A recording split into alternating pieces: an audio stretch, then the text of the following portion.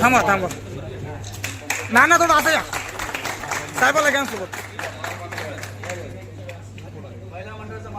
हो हो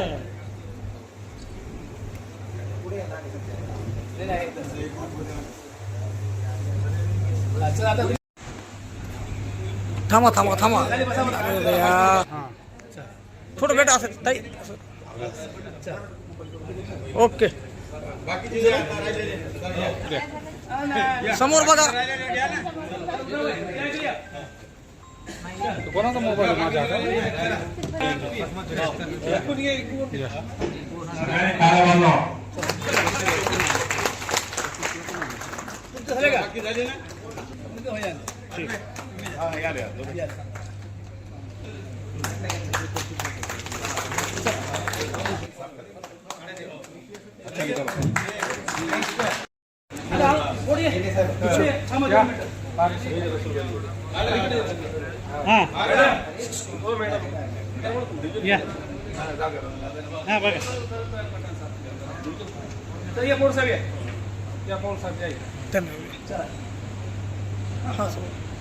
चला ओके.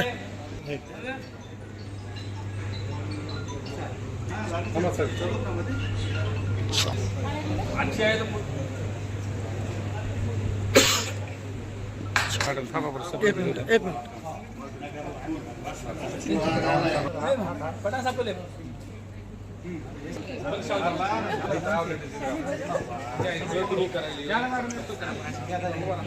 थोडं मागा मागा सारखा. मॅडम राईट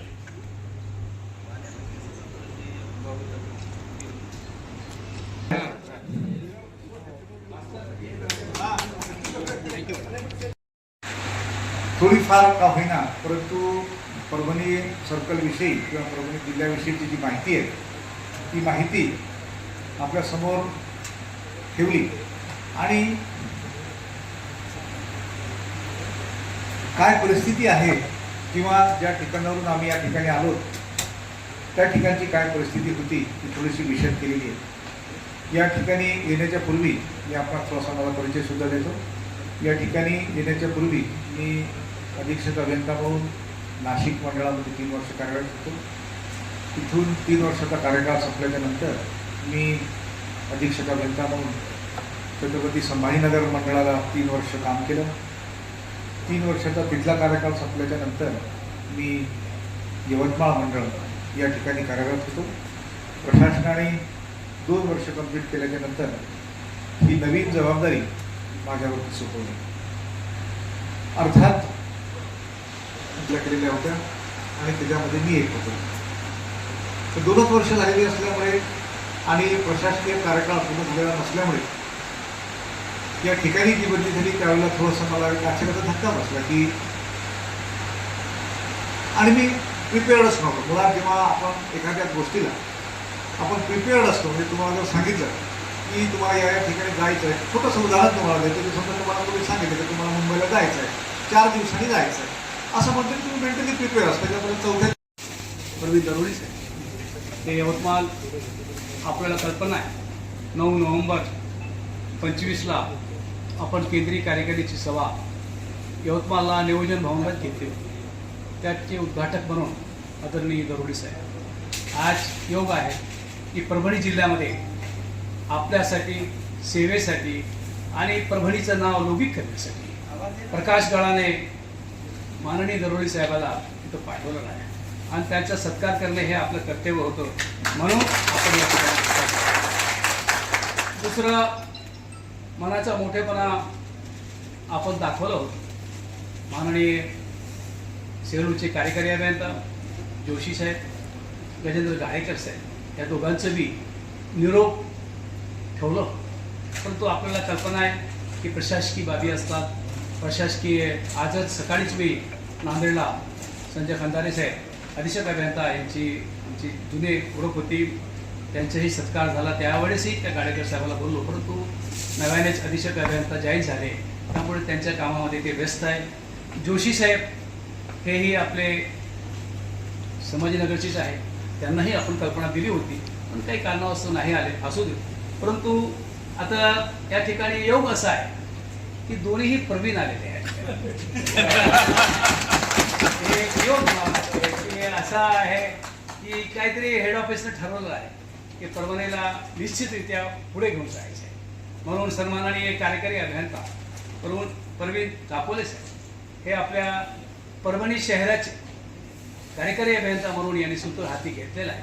त्यांचा यथोचित आपण सत्कार केलेला आहे आणि आपले ग्रामीणचे गव्हाणे साहेब हे ट्रान्सफर होऊन रात्रीच दीपक गव्हाणे साहेब यांचे ऑर्डर्स आहे आणि ते आपण त्यांनाही आज निरोप देत आहोत. या कार्यक्रमाचे अध्यक्ष आणि आपल्या सर्वांचे आवडते नानासाहेब चट्टे केंद्रीय उपाध्यक्ष आणि व्यासपीठावर आमचे प्रसिद्धीसाठी जाफर पठाण खास ड्युटी सोडून आलेले आहे की बाबा प्रसिद्धी आवश्यक आहे म्हणून तेही आज या ठिकाणी आलेले आहेत. आणि आपण झोनचे अध्यक्ष सन्माननीय वरजे पाटील, झोनचे उपाध्यक्ष आपले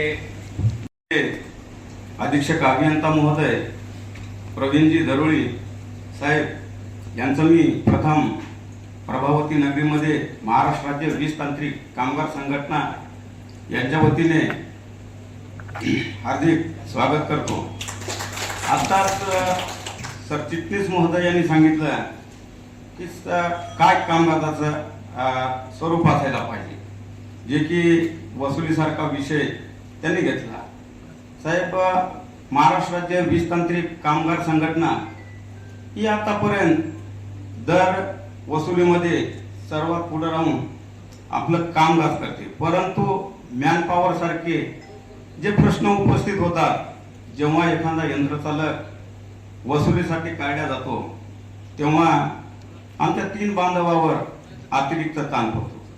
कारण ज्यादा कामाचे देयक तर प्रादेशिक कार्यालयाकडून 2017ला बंद करण्यात आले.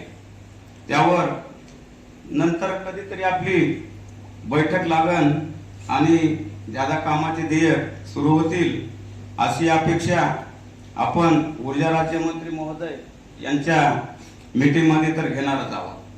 दुसरा प्रश्न, वीज गळती आणि जो परभणी जिल्ह्याचा वसुलीचा निचांक आहे खालून नंबर 1, तर ते निश्चित आज मी सभागृहात ग्वाही देतो की आम्ही आमच्या परीने आम्हाला तुम्ही जे काम देसाल ते काम मन लावून करण्याचा आणि वसुली उंचावण्याचा निश्चित प्रयत्न केला जाईल.